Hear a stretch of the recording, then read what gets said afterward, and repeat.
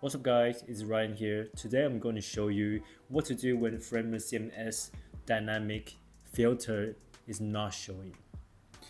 I encountered this issue while working on this client project, so I hope this video will help some of your people out there. After you set out the CMS, you probably are trying to build a filter, but there are no other options like tabs, toggles, checkbox, just like what they say in the tutorials, and you only have search field and statics.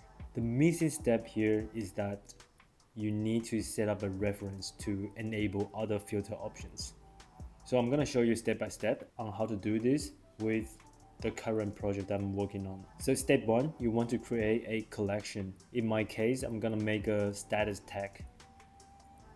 Step 2, create new items. In my case, I'm gonna make active and inactive.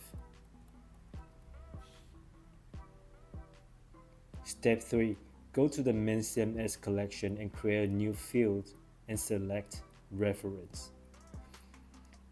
Yes, this is what you guys are looking for. This is what you need to create the filter, the dynamic filter.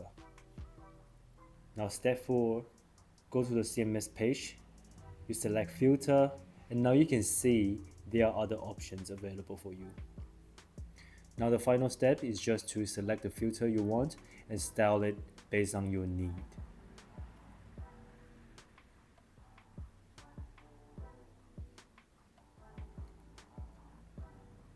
So this is one of the technical issues I faced during this project. It took me like an hour to go through all these tutorials, and I wonder why no one mentioned this step in those videos. Maybe I'm blind. But so far I only found this guy, Gab Created That, talk about it. Thank you, Gab. Thank you so much, you saved my life, bro. And that's it for today's videos. Thank you so much for watching. I hope this is helpful.